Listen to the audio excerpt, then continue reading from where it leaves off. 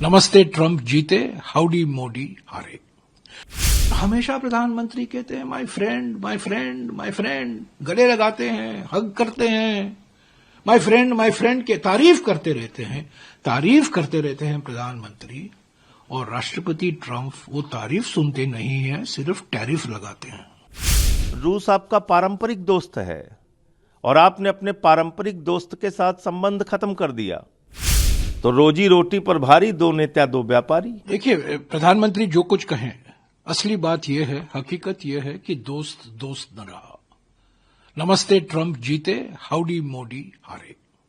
जो संयुक्त वक्तव्य आया है कल रात को और आज सुबह भारतीय समय के अनुसार, इसमें ज्यादा विस्तृत डिटेल्स नहीं दिए गए हैं, पर जो कुछ जानकारी दी गई है उससे स्पष्ट हो जाता है।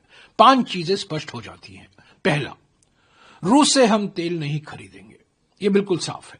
और अगर हम खरीदेंगे डायरेक्टली या इनडायरेक्टली, प्रत्यक्ष रूप से या अप्रत्यक्ष रूप से, हम पर जुर्माना लगाया जाएगा 25% का। ये अलग से एक वक्तव्य आया है कल व्हाइट हाउस का। दूसरा, हम जो आयात करते हैं, कृषि उत्पादन जो आयात करते हैं, उस पर जो हम कर लगाते हैं, जो ड्यूटी लगाते हैं, वो हम घटाएंगे या हटाएंगे अमेरिका से आयात के लिए। यानी कि अमेरिकी किसान को हम फायदा पहुंचाएंगे, पर भारतीय किसान को नुकसान होगा। कौन कौन से चीज आएंगे, कौन कौन से उत्पादन आएंगे, इसका कोई विस्तृत जानकारी नहीं दी गई है, पर यह कहा गया है, साफ कहा गया, पहला बिंदु कहा गया है कि ड्यूटी हटाएंगे या घटाएंगे। इसका माने क्या है कि अमेरिकी किसान को फायदा पहुंचाएंगे और भारतीय किसान को हम नजरअंदाज करेंगे, उनको चोट पहुंचाएंगे। तीसरा जो हम अमेरिका कहता है और ये संयुक्त वक्तव्य कहता है, आज जो हम आयात करते हैं अमेरिका से, अगले 5 साल में हर साल आयात 3 गुना बढ़ेगा, भारत का 3 गुना बढ़ेगा। तो हम खरीदेंगे अमेरिका से, यानी कि जो आज व्यापार अधिशेष है वो व्यापार घाटे में बदल जाएगा। आज व्यापार अधिशेष होता है भारत का, अमेरिका के जो हमारे व्यापार संबंध है उसमें हमारा अधिशेष है, ट्रेड सरप्लस है। इस समझौते के बाद में हमारा व्यापार घाटा हो जाएगा। ये तीसरी बात है।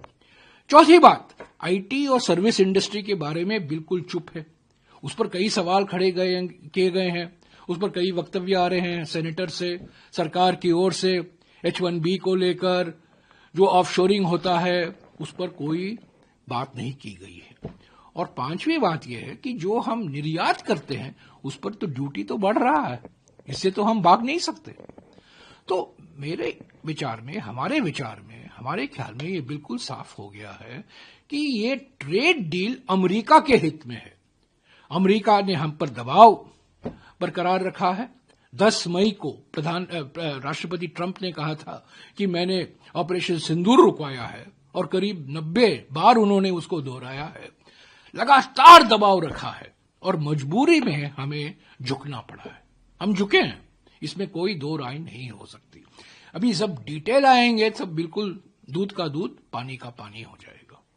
तो आप लोगों का मुद्दा तो आपने पूरे इसके जब से सदन की शुरुआत हुई है और इस डील की बात सामने आ रही है, तो आप लोग लगातार एजिटेट। बिल्कुल, आप देखिए, क्रोनोलॉजी समझिए। 2 तारीख को राहुल गांधी जी, नेता प्रतिपक्ष, लोकसभा में मुद्दा उठाते हैं देश की सुरक्षा को लेकर। जो 2020 जून में हुआ था लद्दाख में, जो चीन की सेना ने हम पर आक्रमण किया, 20 जवान शहीद हुए, उस घटना को लेकर राहुल गांधी जी ने एक किताब का जिक्र किया। जो रिटायर्ड जनरल नरवाणे हैं, उसे भौखला गए प्रधानमंत्री, घबराए गए प्रधानमंत्री।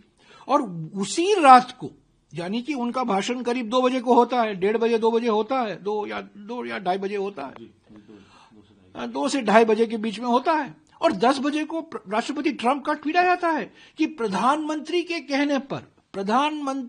कहने पर मैं ये ट्वीट कर रहा हूं कि हमारा जॉइंट स्टेटमेंट अभी आने वाला है। ये स्पष्ट राष्ट्रपति ट्रंप ने कहा है कि मोदी जी के कहने पर, मोदी जी के निवेदन पर, मोदी जी के मांग पर हम ये जॉइंट स्टेटमेंट निकलवा रहे हैं और मैं घोषणा कर रहा हूं। तो पहली घोषणा ऑपरेशन सिंदूर रुकवाने की पहली घोषणा वॉशिंगटन से हुई और ये जॉइंट स्टेटमेंट आने वाला है 2 तारीख को, जो राष्ट्रपति ट्रंप ने ट्वीट किया, वो भी पहला व्हाइट हाउस से ही आया। यानी कि एक्शन तो वहां है, रिएक्शन तो यहां है, दबाव वहां से आ रहा है। और हमेशा प्रधानमंत्री कहते हैं my friend my friend my friend, गले लगाते हैं, हग करते हैं, माय फ्रेंड के तारीफ करते रहते हैं प्रधानमंत्री। और राष्ट्रपति ट्रंप वो तारीफ सुनते नहीं है, सिर्फ टैरिफ लगाते हैं। लेकिन सर, आप लोगों की अब क्या ये मांग अब और ये मुद्दा अब, क्योंकि सोमवार से फिर सदन बैठेगा, तो सोमवार से क्या आप लोगों के एजेंडा में ये टॉप? सोमवार से बजट पर बहस होगी जरूर। हमारे जो वक्ता हैं लोकसभा में, राज्यसभा में इस मुद्दे को उठाएंगे, और न केवल हमारी पार्टी उठाएगी, सभी पार्टियां उठाएंगी। ये चिंता है, पर अभी तो ये कहा गया है कि ये सिर्फ जॉइंट स्टेटमेंट, ये इंटरिम है। ये इंटरिम का माने क्या है? ये दबाव में आकर इन्होंने किया है ना, ये हेडलाइन मैनेजमेंट है प्रधानमंत्री का, नैरेटिव बदलने के लिए, क्योंकि वो भोकलाए हुए हैं, घबराए हुए हैं। उन पर कई सवाल पूछे जा रहे हैं। उन्होंने कहा रक्षा मंत्री को कि वो कह दें जनरल साहब को जो उचित है वो करें, जो उचित समझे वो करें। तो इससे ध्यान भटकाने के लिए और कहीं ले जाने के लिए राष्ट्रपति को, ट्रंप को कहा उन्होंने कि आप ये घोषणा कर दीजिए, और ये घोषणा हो गई। रूस आपका पारंपरिक दोस्त है और आपने अपने पारंपरिक दोस्त के साथ संबंध खत्म कर दिया, उससे तेल खरीदना बंद कर दिया, जो सस्ता तेल आपको देता है, जो आपका विश्वसनीय साथी है आज से नहीं वर्षों से। अमेरिका ने हमेशा आपके साथ विश्वासघात किया और तब रूस ने ही आपका साथ दिया है।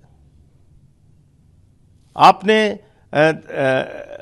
इस देश को इतना बड़ा धोखा सिर्फ अपने दोस्त को बचाने के लिए, और एप्स्टीन फाइल में आपका नाम आ गया इसलिए दे दिया। लेकिन पीयूष गोयल का ट्वीट है कि पीयूष गोयल झूठा आदमी है, किसानों के हितों को 100% झूठा आदमी है। उसने सदन में भी झूठ बोला। ये लोग झूठे लोग हैं, इनकी पार्टी का नाम ही भारतीय झूठा पार्टी है।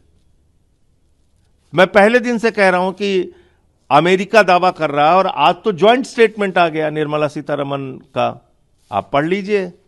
अमेरिका और भारत की वित्त मंत्री का ज्वाइंट स्टेटमेंट आ गया। तो उसमें क्या लिखा हुआ है? उसमें यही लिखा हुआ है कि किसानों के हितों को इन्होंने नीलाम कर दिया। कृषि का क्षेत्र, कृषि का बाजार अमेरिका के लिए खोल दिया। कितने पे? 0 टैक्स पे, और हमारे सामानों पे वो 18% टैक्स लेंगे। आप बताइए, ये है हकीकत।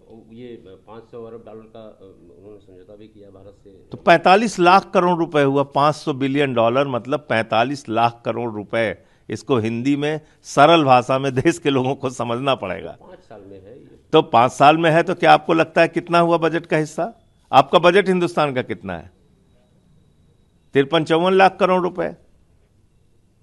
और 5 साल में आप अकेले अमेरिका से कितना सामान खरीदेंगे? 45 लाख करोड़ रुपए का।